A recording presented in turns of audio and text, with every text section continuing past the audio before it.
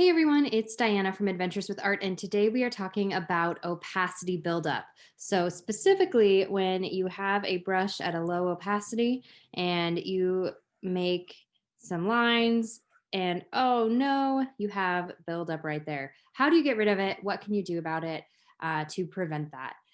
But before we get started, please hit that like button, hit that subscribe button, keep coming back to Adventures with Art. All right, so opacity buildup. Like I said, it's when you have low opacity on your brush, over here on the left, this slider. If you have it down lower and you have your strokes overlapping and you end up with this buildup, these darker areas here, what can you do about it? Well, to begin with, the truth of the matter is that opacity is opacity. So, right, like anything that has low opacity is going to be translucent. And that is just the way that the world works. Procreate is really great at, replicating traditional mediums.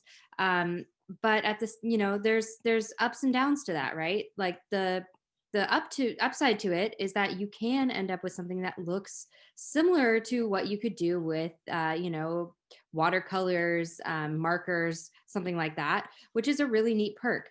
And you also can get cool effects like we're looking at right now. Like you can get really neat textures and gradients from using a low opacity brush and using that buildup to your advantage.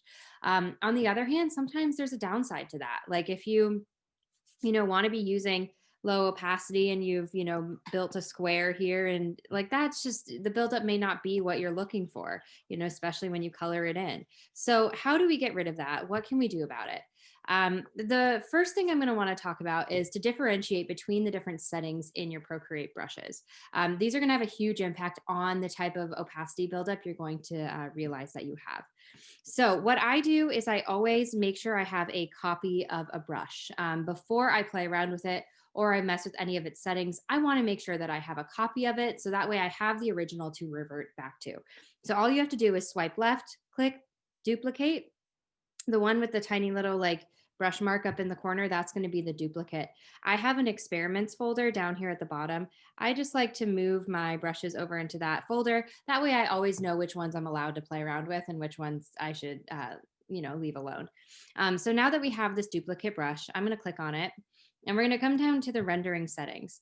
As you can see, this one has a glaze currently on it. So as I was showing before, that's what I was using to do the strokes when I was talking. That was with the glaze. So I'm gonna show you again how that looks, just so we can get a feel for how the glaze looks versus the other settings within that rendering panel. So let's say I come in here and I draw, the word hi, right? I'm gonna make it a bit smaller just so we can see.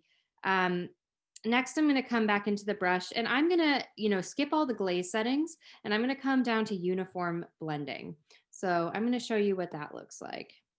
If I write that same word, as you can see, it is a lot darker and also we get a lot of buildup, we get a lot of overlap, right? So the way that I like to think about glaze is it kind of puts a glaze over, the paint. It's a one consistent tone.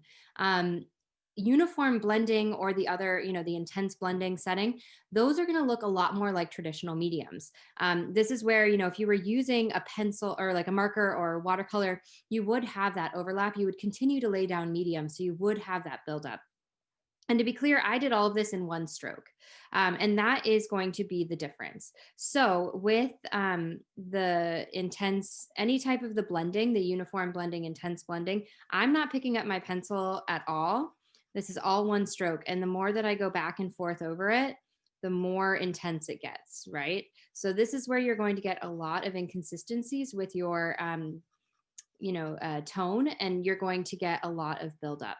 So if you are not wanting buildup, do not use the blending settings. It's not built that way. It's going to give you a lot of buildup.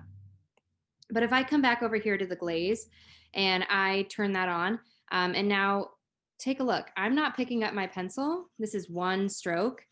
No matter how much I go back over it, it's going to stay that one shade. Okay, it's only when I pick up my pencil and I put it back down that I get a darker tone. Anytime I pick up and put back down, that's when I get a darker tone.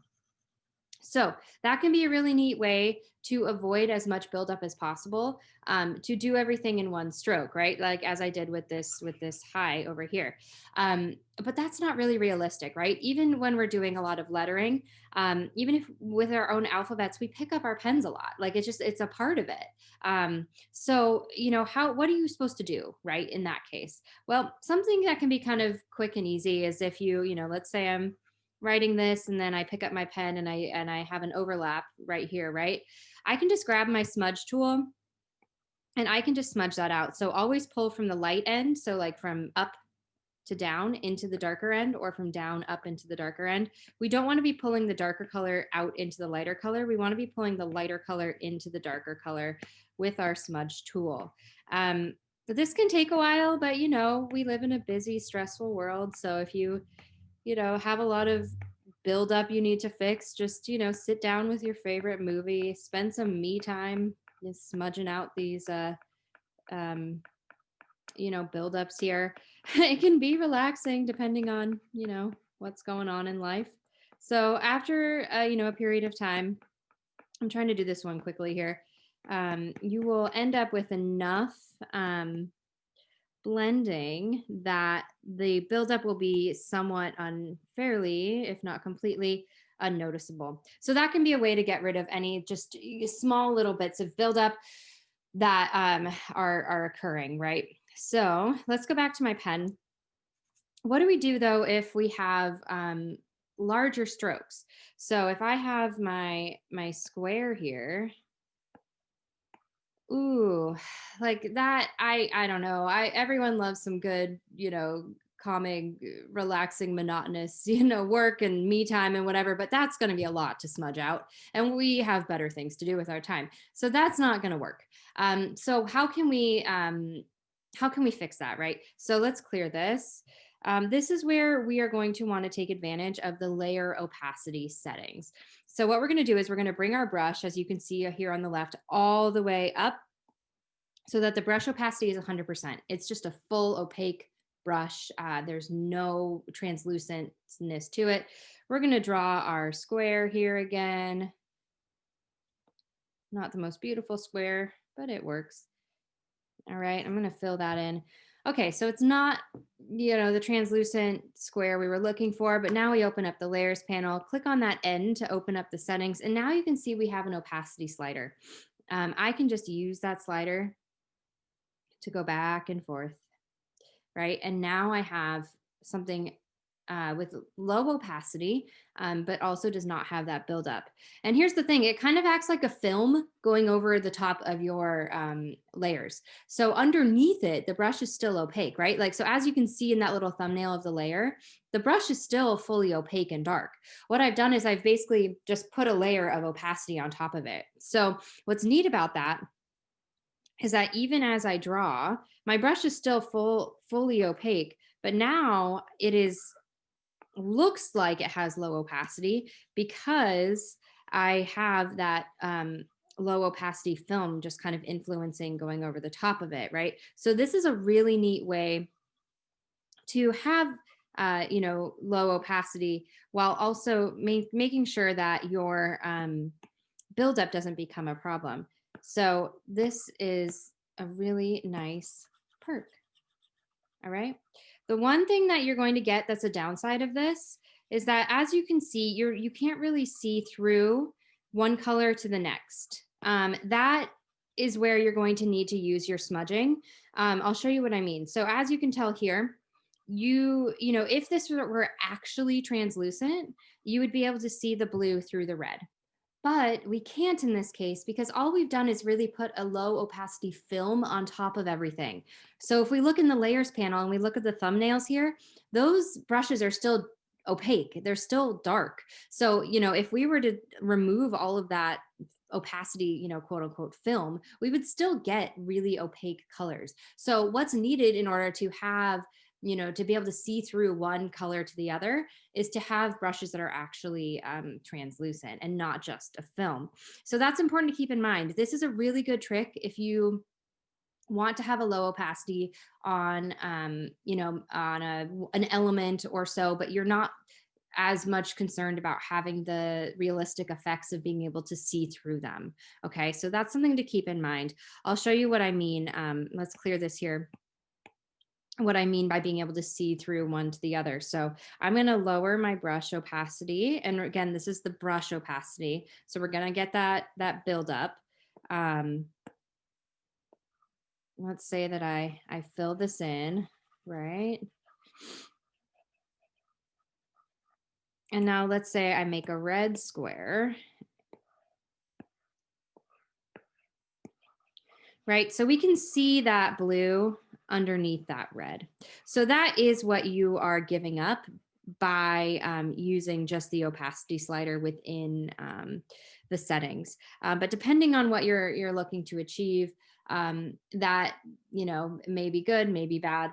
But that's just something you're going to want to keep in mind. And again, as much as possible, you're going to want to try to do things in one stroke, right? So we could have made this square just in one stroke, right? So if I come in here and I do not pick up my pen at all, again, I'm using that glaze. So I can go over and over and over and I'm not getting any buildup, right? So that can be another tool that you can use to still get that same effect, but do everything in one stroke so that you get the benefits of that glaze and the lack of buildup there.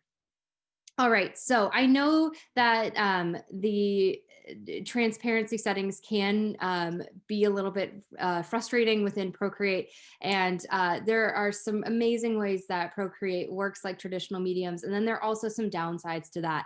Hopefully, what we've discussed today has empowered you to at least play around with those opacity settings, play around with the layer opacity, the brush opacity, the glaze, the blending settings, to really get more control and more agency over what you can do with your art. All right. Please hit that like button, hit that subscribe button. I will see you next time at Adventures with Art.